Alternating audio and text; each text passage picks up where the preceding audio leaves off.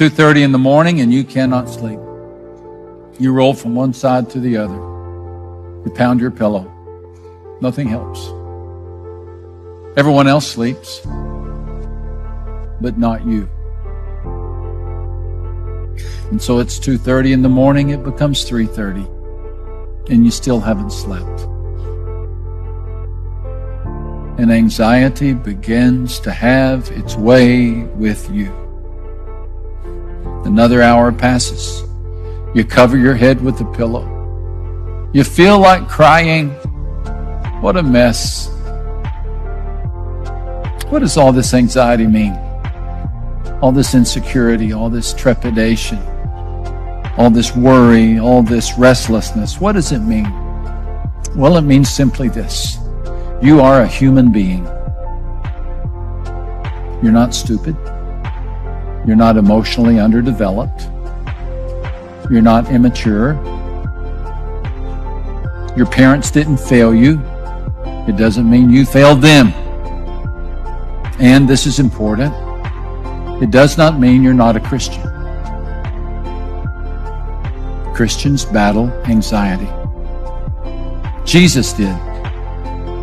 In the Garden of Gethsemane on the night before his crucifixion, he prayed for the cup of suffering to be taken away from him. And he prayed with such ferocity that the capillaries burst and rivulets of crimson rolled down his face. Jesus battled anxiety. He faced fears, but he fought through his fears and surrendered them to God and fulfilled his mission. And anxiety did not win. And such is God's plan for you. Anxiety comes with life, but it doesn't have to dominate your life. God's plan for you is not a life that is drenched in anxiety. It is his will that you and I learn to live a life that is characterized by calm and not chaos, by peace and not panic. You ever felt nearly swamped in your life? Like, I'm still showing up, but barely. I'm making it and I'm smiling, but nobody knows what's really behind this smile. The things I think about, some days I just want to run away from it all. I want to suggest something to you today about the storms of anxiety in your life and the waves and the winds that are blowing in your life. Because, man, the winds will blow. They will blow. Absolutely. And the waves will break and they will crash. No doubt about it. There are some things that you're afraid of that make no sense from heaven's perspective. There are some things that are causing you to shut down, they're paralyzing you, that are senseless when you put it in the context of who God is in you and what you mean to him. And he says, I want you to train your heart to be anxious for nothing. If you're following after God's purpose, you got no reason to ever be anxious. Be anxious for nothing.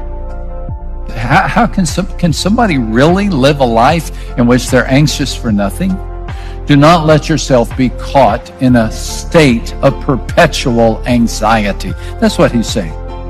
It's impossible to lead a life free of anxiety, but we can discover a life that is void of perpetual anxiety.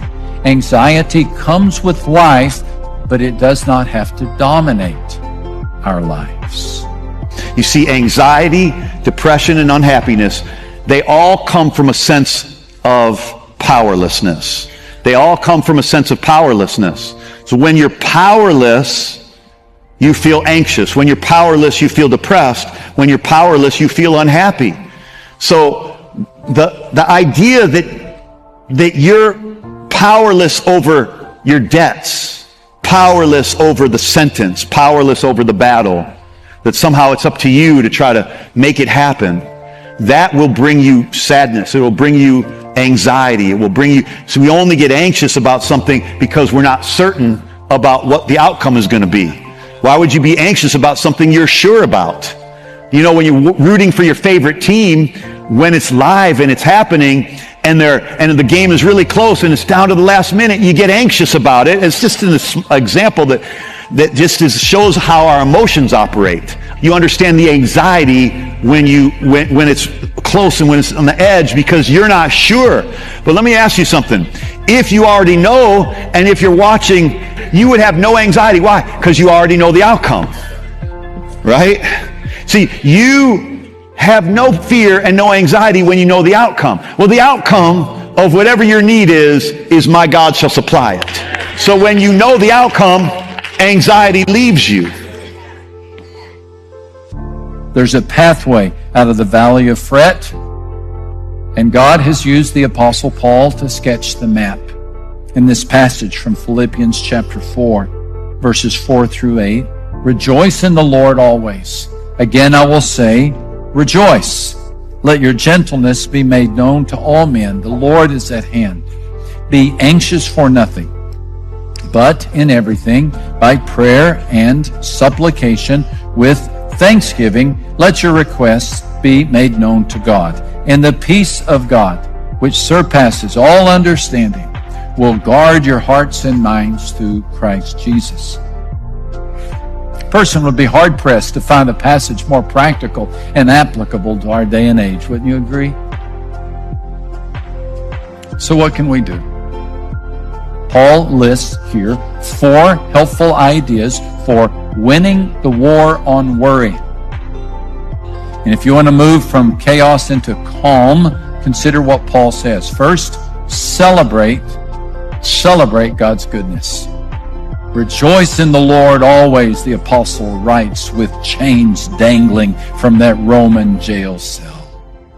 Rejoice in the Lord always, he writes, with no penny in his pocket, and perhaps the sound of the footsteps of the executioner in the hallway.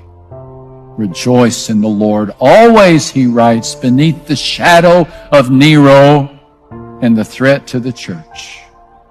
He says, now just rejoice in the Lord always. His point is, don't meditate on the mess. The more you stare at the problem, the bigger it gets. The more you stare at the problem, the bigger it gets. So when you have a problem, lift up your eyes and rejoice in the Lord. The minute the anxiety comes, rather than giving in to the anxiety, you lift up your eyes and you rejoice in the Lord.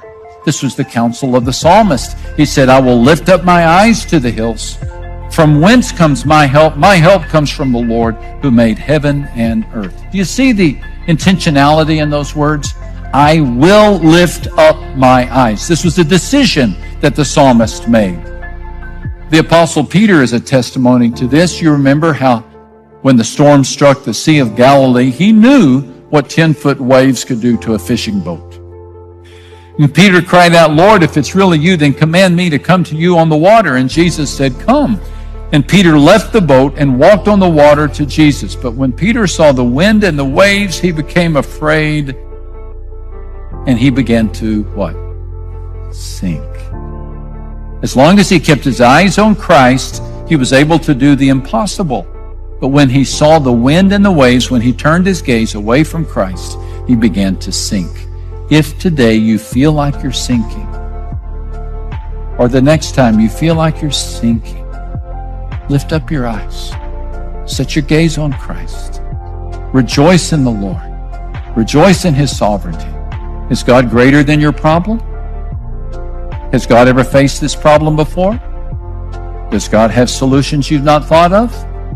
Has God got you through these types of things before? Does God have a good track record? Is God strong?